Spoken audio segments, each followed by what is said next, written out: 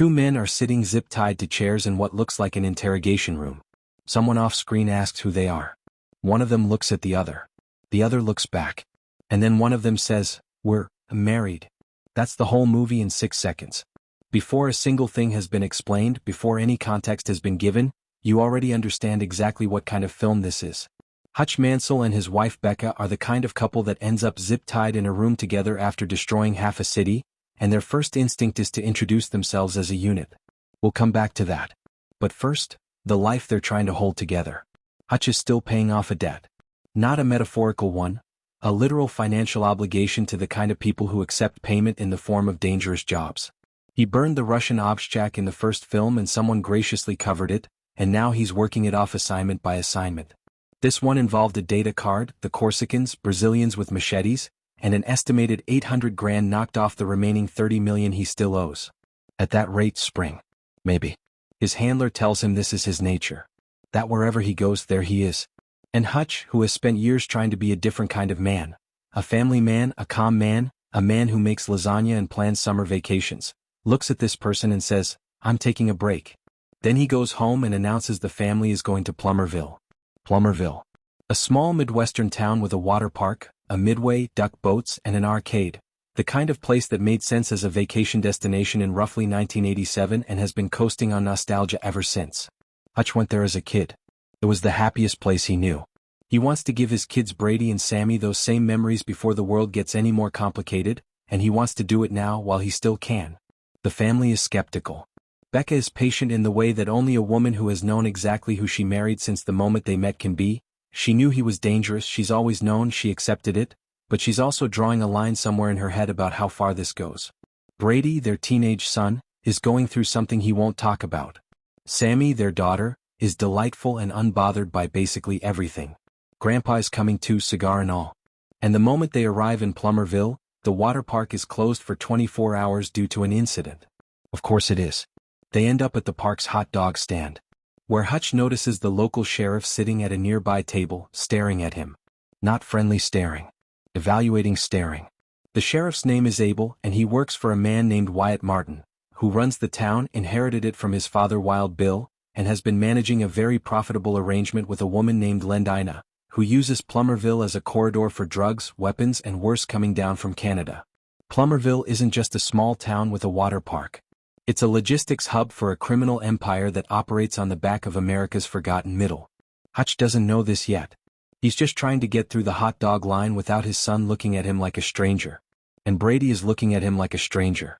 Because Brady got that shiner, the one Hutch noticed, not at the basketball game he missed. From somewhere else. And Brady doesn't want to talk about it. And Hutch keeps pushing at the wrong moments the wrong way because Hutch is good at reading threats and bad at reading his own children. The arcade changes things. Some locals start trouble with Sammy over ticket prizes. Brady steps in and handles it, which escalates, which becomes a full confrontation that ends with Hutch walking back in alone to retrieve his forgotten phone, and introducing himself to the problem in the way Hutch Mansell introduces himself to problems. This gets them hauled in by Abel. Wyatt Martin comes to the police station personally, sits behind the sheriff's desk like a man who owns the furniture because he does, and gives Hutch the classic warning, "You're a tourist. My daddy had a rule about tourists. Keep going. Don't look back." Hutch is considering it. He genuinely is. He goes back to the hotel, pulls out a bottle of wine from Puglia, the region where he and Becca met, the year they met, which he found on eBay and which took 6 weeks to arrive, and tells her he planned for this. This vacation. This moment. He knew who she was the day he met her. She knew who he was. They chose each other anyway. And this bottle means he thought about her before any of this went sideways. Becca says good times. And she means it. But the next morning Hutch goes for churros while his family boards the duck boat, and the moment he steps away from the dock, Wyatt's people show up for him. What happens next requires some background on what Hutch actually walked into. Lendina runs the operation through Plummerville. The supermarket, the casino, the town's entire economy, it all flows through her. Wyatt Martin is not a free man. He inherited a debt from his father alongside the town, and Lendina has owned him through 2 generations. Abel, the sheriff, works for Wyatt, which means he works for Lendina. And what Hutch stumbled onto, without meaning to, just by existing in the wrong place at the wrong time, is the entire underside of this arrangement.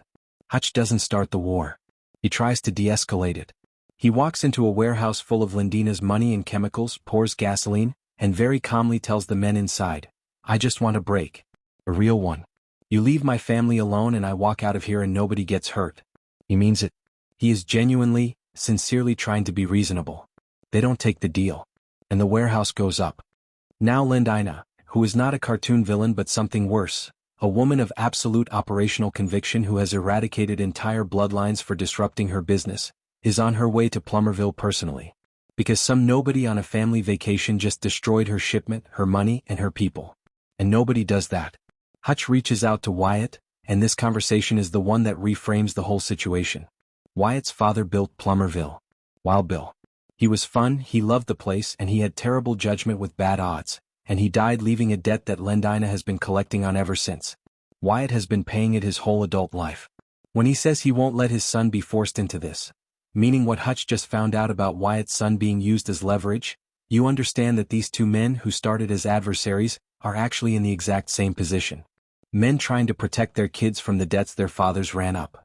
Hutch's brother Harry shows up. Because of course he does. Harry can sense an existential crisis from several states away and apparently has nothing better to do than materialize in the parking lot of a Midwestern water park with that expression on his face. The final act takes place in the water park itself, closed for repairs, which it turns out is something Wyatt has been setting up for exactly this scenario. His father planned to fight Lindina. She got to Wild Bill first. Wyatt never thought he'd get the chance to use what his dad built. The rides, the funhouse, the ball pit, the pool, all of it becomes a battlefield in a way that is somehow completely absurd and completely earned at the same time.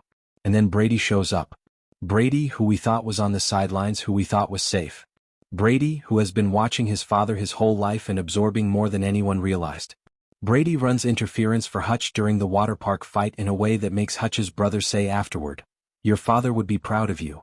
That line lands. Because the whole movie has been Hutch trying to figure out whether being who he is has damaged his son or made him stronger. And the answer turns out to be, maybe both, and maybe that's okay. The moment that stops the film in its tracks, the one you'll be thinking about afterward, is Becca. Lindina has Hutch. She's monologuing about how he's a nobody, how she doesn't care who he is, how he's going to lose everything for disrupting her peace. She's got her people positioned and the speech is almost done, and then Becca appears. Becca, who has been managing this family, holding it together, tracking every move. Becca, who said, "I knew you were dangerous when I met you and chose you anyway." Becca, who in this moment says 3 words, "Don't fuck with a mama bear," and then detonates the situation. She calls for fire in the hole. Something in the water park explodes. And the playing field changes completely. Lindina goes down. Her operation goes down. Abel goes down. The whole infrastructure that has been running through Plummerville for 2 generations finally hits a wall, and the wall is the Mansell family on a summer vacation. The aftermath involves a call from someone with enough authority to make local law enforcement stand down and hand Hutch the keys to his own handcuffs. We don't need to know who. We just need to know that Hutch has a number and that number still picks up. And then they go back to the hotel. Sammy takes pictures. Grandpa misses the ball pit. Wyatt and Max, the local connections they made, might warrant a phone call someday, though Becca notes they've probably caused those two enough trouble. In the car on the way home, Becca says, "After this vacation we need a vacation." Hutch says, "We did it. We went to Plummerville and came back in one piece." She says, "Almost." He says, "Almost." Then he turns up the music. Nobody 2 is a film that understands the exact tone it's going for and never wavers from it. The same warm, violent, oddly tender energy as the first one, expanded to include a family that is slowly, reluctantly, maybe a little proudly becoming something like a unit. Hutch wanted to make memories. He made them. They're just not the duck boat kind. Subscribe and hit the bell so you don't miss the next one. Thanks for watching.